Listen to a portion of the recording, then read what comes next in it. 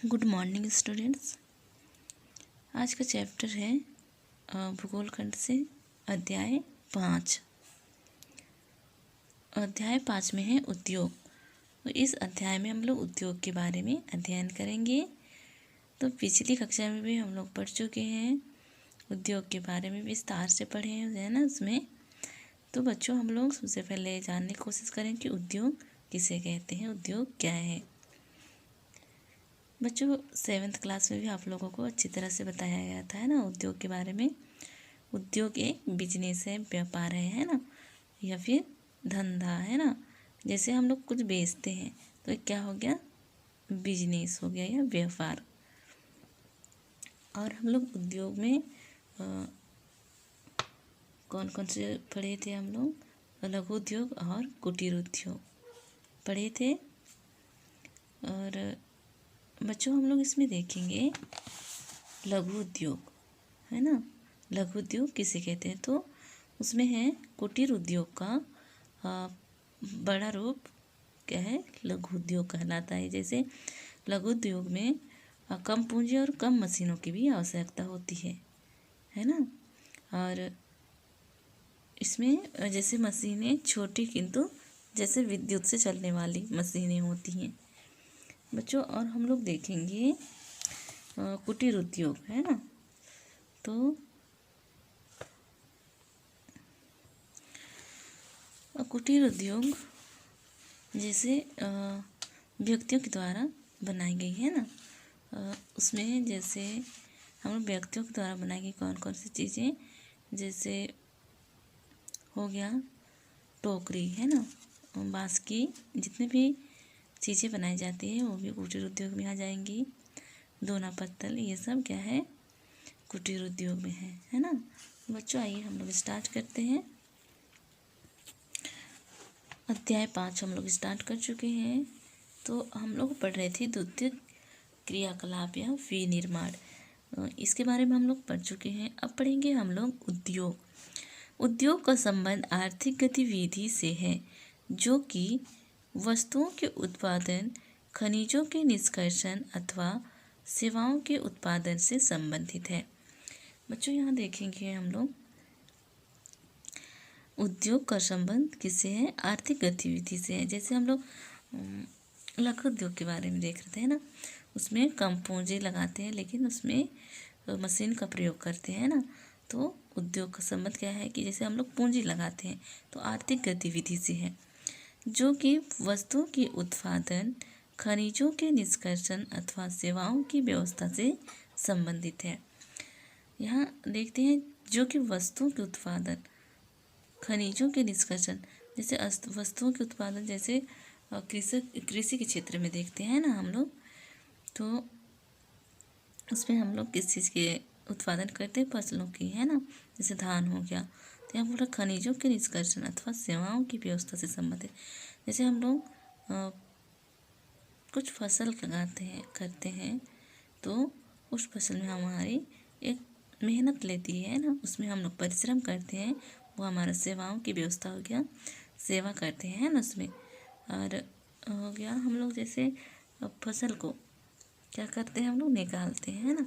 तो खनिजों के निष्कर्षण अथवा सेवाओं की व्यवस्था से संबंधित है। इस प्रकार लोहा और इस्पात उद्योग वस्तुओं के उत्पादन से संबंधित है। यहाँ उदाहरण भी दे दिया है, जैसे लोहा और इस्पात यह उद्योग वस्तुओं के उत्पादन से संबंधित है।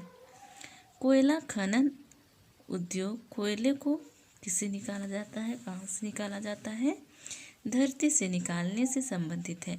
कोयला को किससे खनन किया जाता है, खोदना, है ना, खनन करते हैं, निकाला जाता है, खोदा जाता है।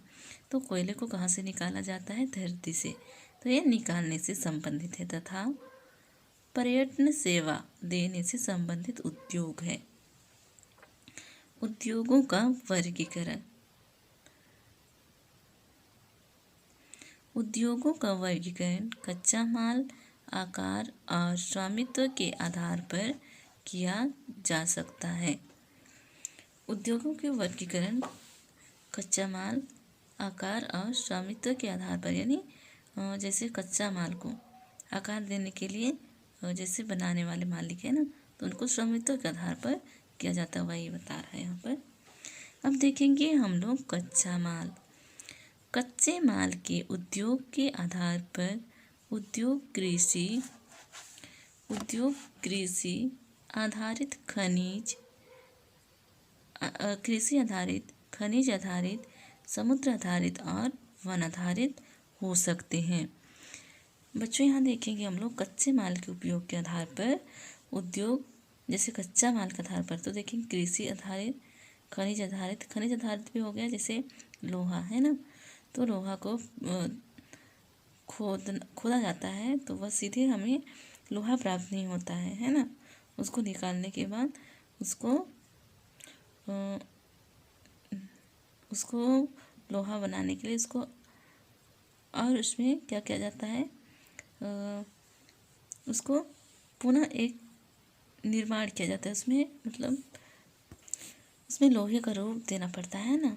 जैसे उसको लोहा को खोदने से उसमें विभिन्न प्रकार के खनिज पदार्थ मिली होती हैं, तो उसको ये हो गया खनिज आधारित। समुद्र आधारित और वन आधारित हो सकते हैं।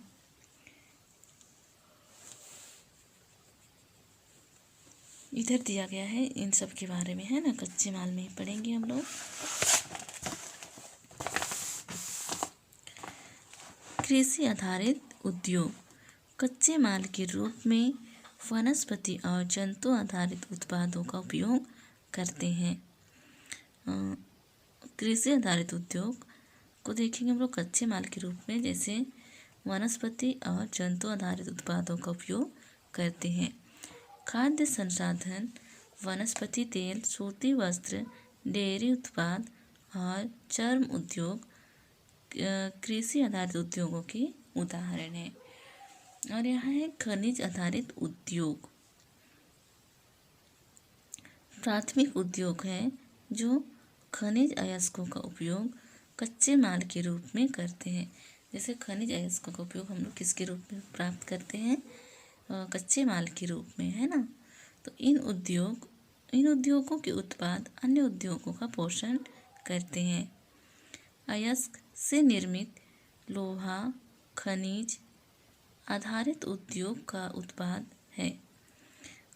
अयस्क से निर्मित लोहा खनिज आधारित उद्योग का उत्पाद है, या कई अन्य उत्पादों के विनिर्माण के लिए कच्चे माल के रूप में प्रयुक्त किया जाता है।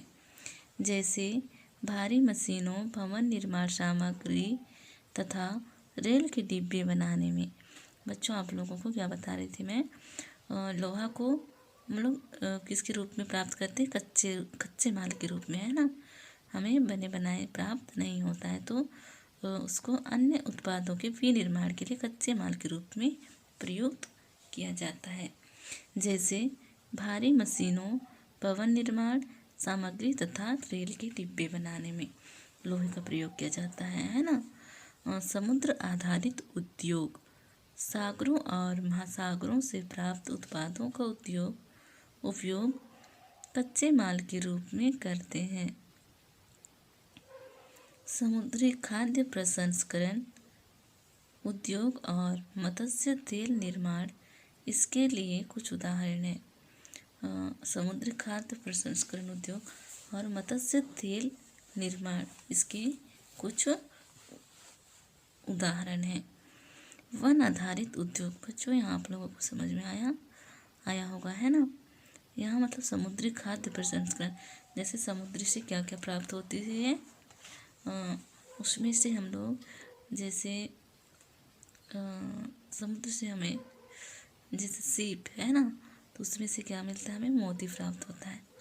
और समुद्र से जैसे कि हो गया उसमें मछली है ना, उनमें से तेल निकाला जाता है। ये क्या हो गया, समुद्री खाद्य प्रसंस्करण। वन आधारित उद्योग वनों से प्राप्त उत्पाद का उपयोग कच्चे माल के रूप में करते हैं। लुगदी एवं कागज, औषध, रसायन, फर्नीचर और भवन निर्माण वनों से संबंधित उद्योग हैं। यहाँ देखते हैं औषध रसायन, जैसे वन से हम लोग कहाँ से प्राप्त करते हैं, जंगलों से, है ना। तो औषध रसायन, फर्नीचर और भवन निर्माण, तो हमें भवन निर्माण के लिए भी लकड़ी चाहिए, है ना। तो हम लोग ये सब क्या हो गया, जंगलों से प्राप्त करते हैं। अब देखेंगे आकार। उद्योग के आकार का तात्पर्य निवेश की गई पूंजी की राशि, नियोजित लोगों की संख्या और उत्पादन की मात्रा से है। उद्योग के आकार का तात्पर्य निवेश की गई पूंजी की राशि, नियोजित लोगों की संख्या और उत्पादन की मात्रा से है। आकार के आधार पर उद्योगों को कितने भागों में बांटा गया है, 2 भागों में। लघु आकार के उद्योग और बृहद आकार के उद्योग। और आकार को कितने भागों में बांटा गया है, 2, है ना।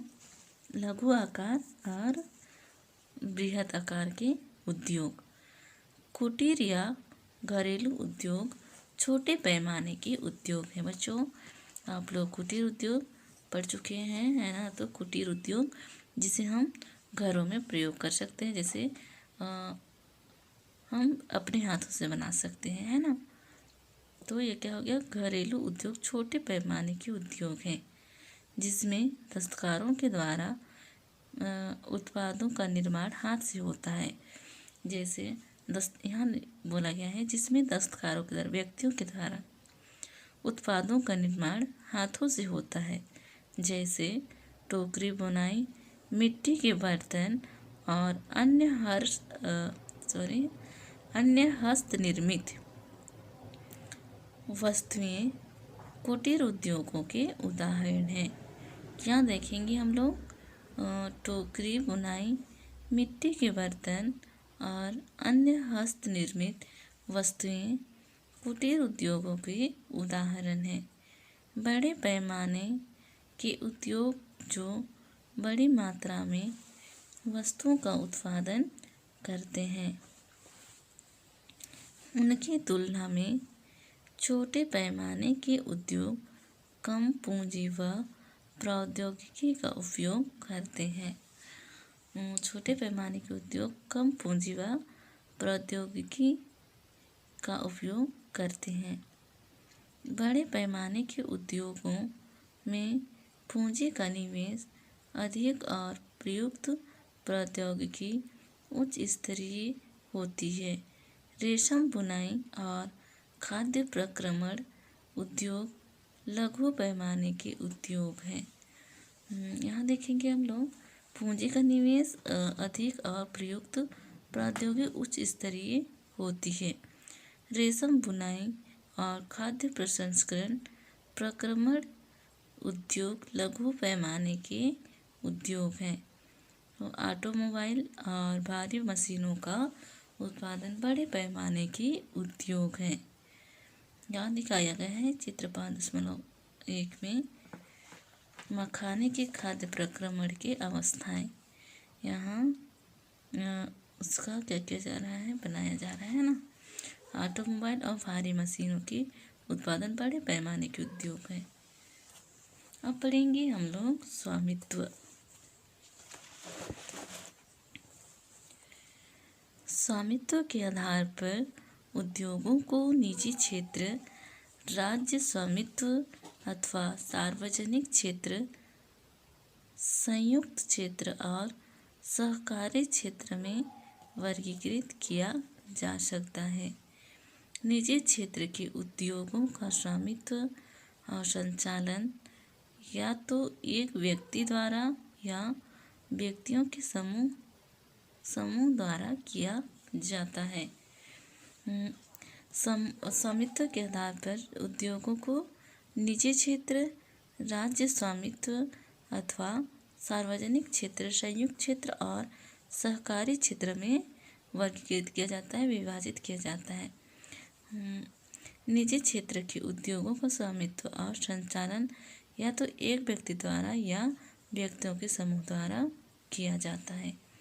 स्वामित्व और संचालन, या तो जैसे निजी क्षेत्र में, खुद की क्षेत्र में, है ना, में संचालन कौन करता है? एक व्यक्ति या व्यक्तियों का समूह। सार्वजनिक क्षेत्र के उद्योगों का स्वामित्व और संचालन सरकार द्वारा होता है। जैसे सार्वजनिक यानी गवर्नमेंट वाली जो चीज़ें होती हैं, जैसे गवर्नमेंट स्कूल हो गया, है ना, तो गवर्नमेंट स्कूल में गवर्नमेंट चलाती है ना, और जो प्राइवेट स्कूल होती हैं उसको जिसने खोला हुआ है, जिसने संचालन कराया जाता है, अब सिर्फ एक व्यक्ति है ना, तो वही व्यक्ति संचालन करता है। यहाँ बोल रहा है निजी यानी प्राइवेट क्षेत्र से उद्योगों का स्वामित्व और संचालन या तो एक व्यक्ति द्वारा किया जाता है या फिर समूह के द्वारा। यहाँ पर बोल रहा है सार्वजनिक क्षेत्र के उद्योगों का स्वामित्व और संचालन कौन करता है? सरकार द्वारा होता है। जैसे हिंदुस्तान एरोनॉटिक्स लिमिटेड और steel authority of India limited संयुक्त क्षेत्र के उद्योगों का स्वामित्व और संचालन राज्यों और व्यक्तियों का। बच्चों हम लोग यहाँ देखेंगे सार्वजनिक क्षेत्र के उद्योगों का स्वामित्व कौन करता है? संचालन सरकार, है ना। और जैसे देखेंगे हम लोग यहाँ कंपनी है हिंदुस्तान एरोनॉटिक्स लिमिटेड और steel authority of India limited, है ना, ये संयुक्त क्षेत्र के उद्योगों का संचालन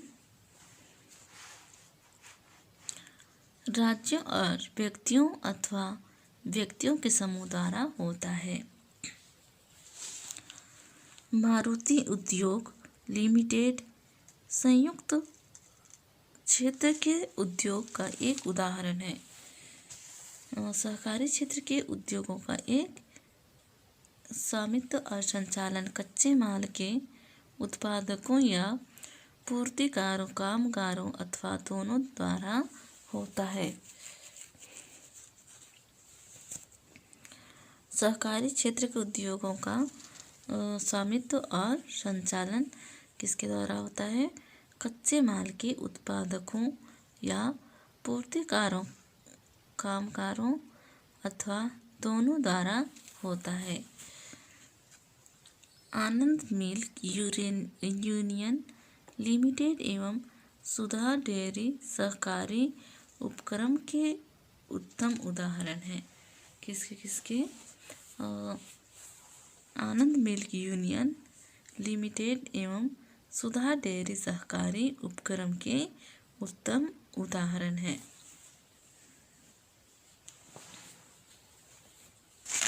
उद्योगों की अस्थिति को प्रभावित करने वाले कारक।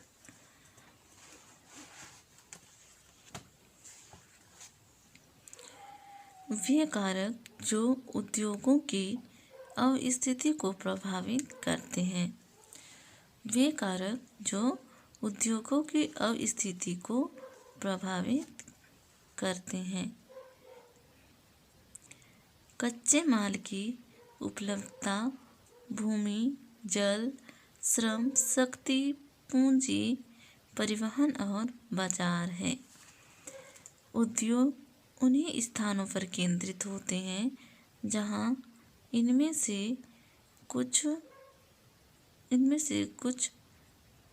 कुछ या ये सभी कारक आसानी से उपलब्ध होते हैं।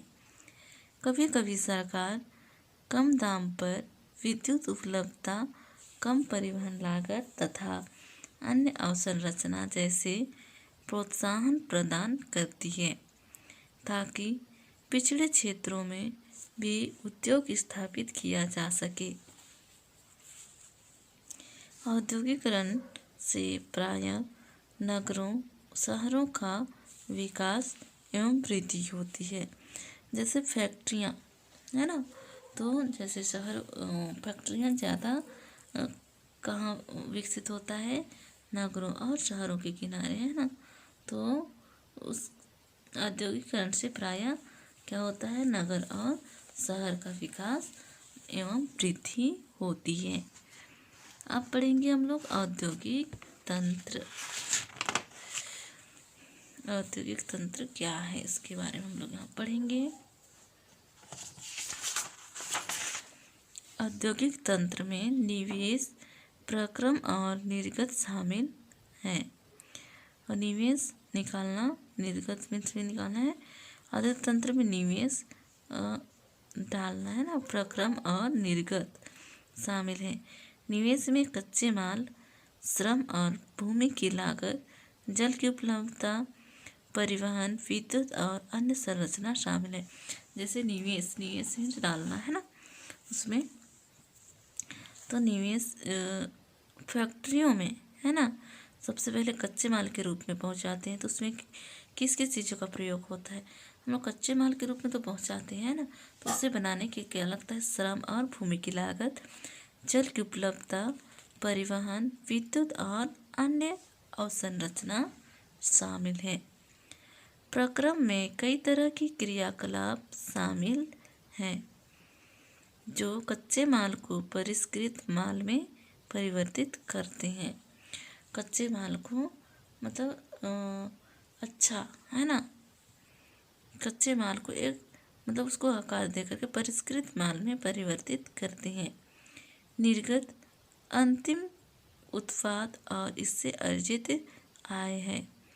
सूती वस्त्र उद्योग के संदर्भ में कपास, मानव श्रम, कारखाना और परिवहन लागत निवेश हो सकते हैं।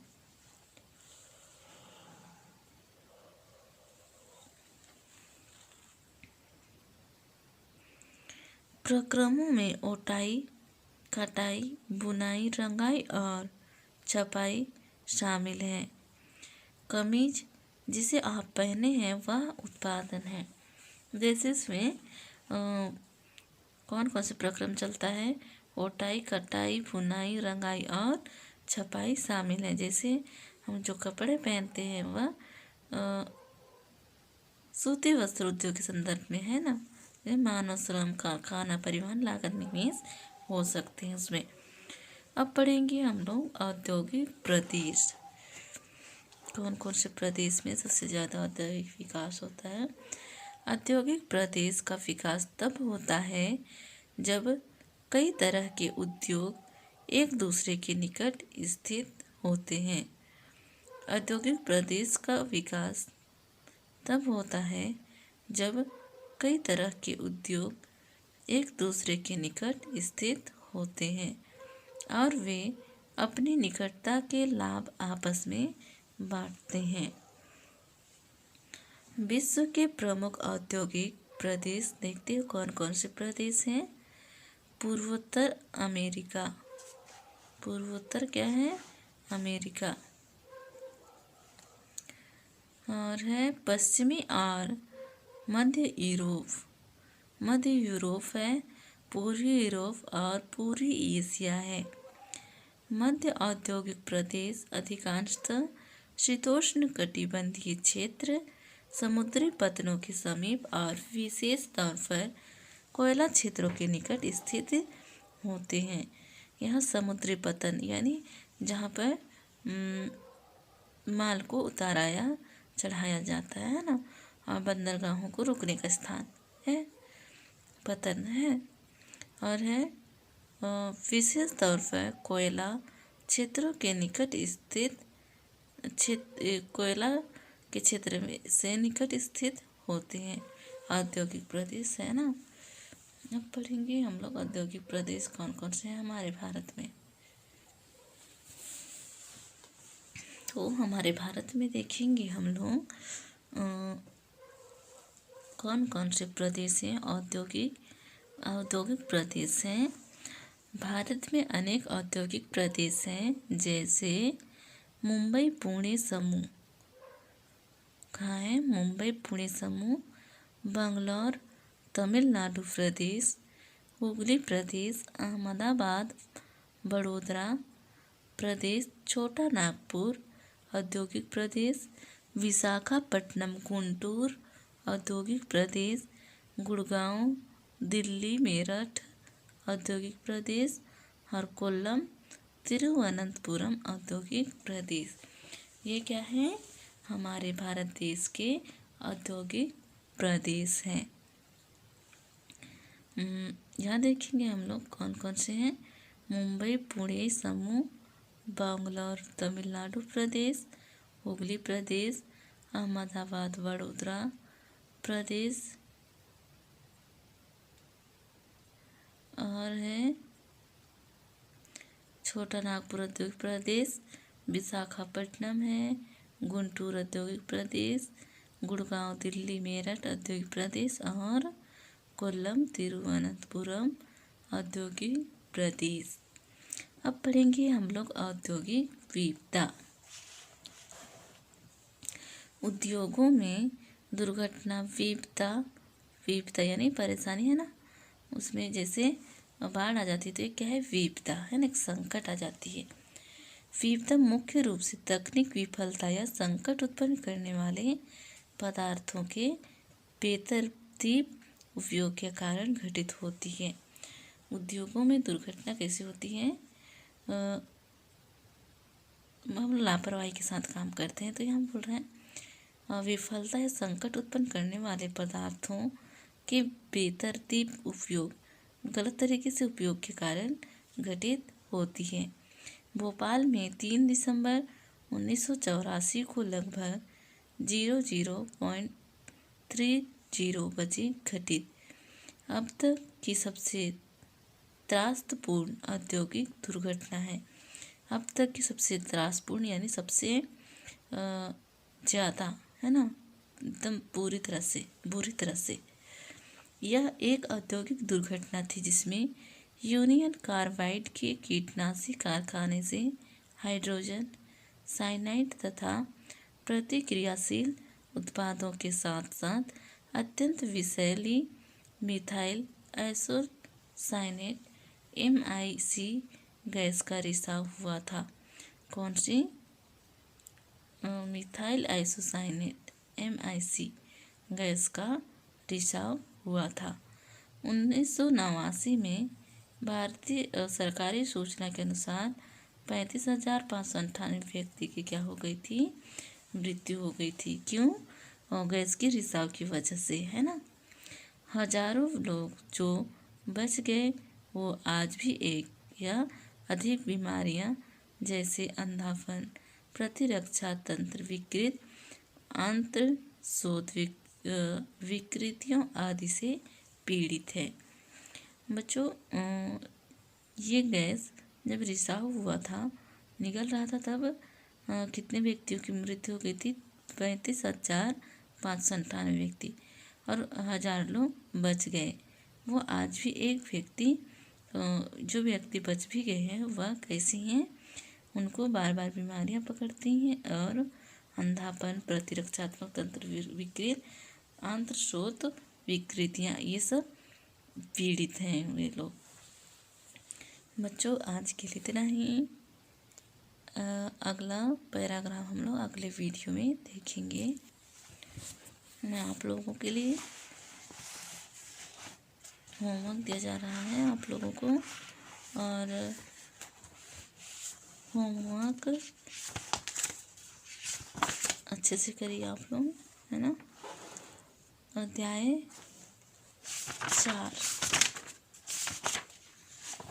4 नागरिक शास्त्र से है। रामलाल।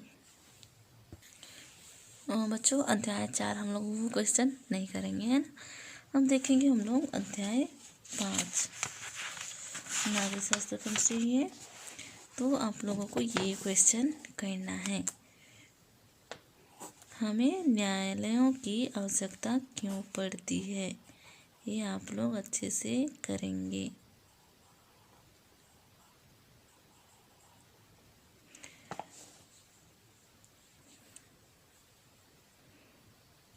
और होमवर्क करके मेरे नंबर पे सेंड कर दीजिएगा।